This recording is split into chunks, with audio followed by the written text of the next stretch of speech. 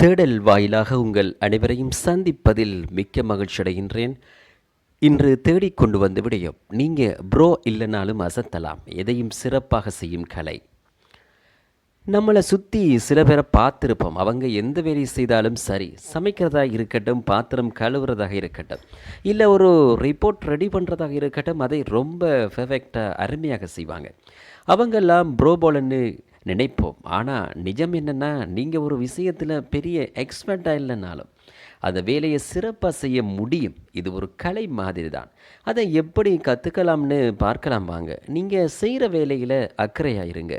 சும்மா ஏனோ தானே இல்லாமல் இதை நான் சிறப்பாக பண்ணணும்னு மனசுக்குள்ளே முடிவு பண்ணுங்க. சின்ன சின்ன விஷயங்கள் கூட கவனமாக இருங்க.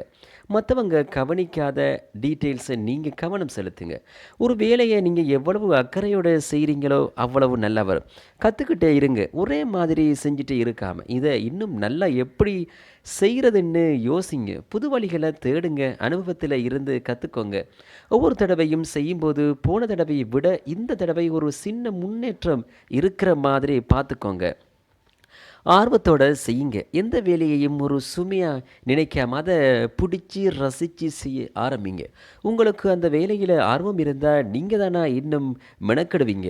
பிடிச்சி செஞ்சால் கஷ்டமாக தெரியாது, ரிசல்ட்டும் நல்லா வரும். கொஞ்சம் எக்ஸ்ட்ராவாக பண்ணுங்க. நீங்கள் செய்ய வேண்டிய வேலை இது வரைக்கும் தானா, அதோட நிறுத்தாமல் இன்னும் கொஞ்சம் எக்ஸ்ட்ராவாக ஏதாவது பண்ண முடியுமான்னு பாருங்கள்.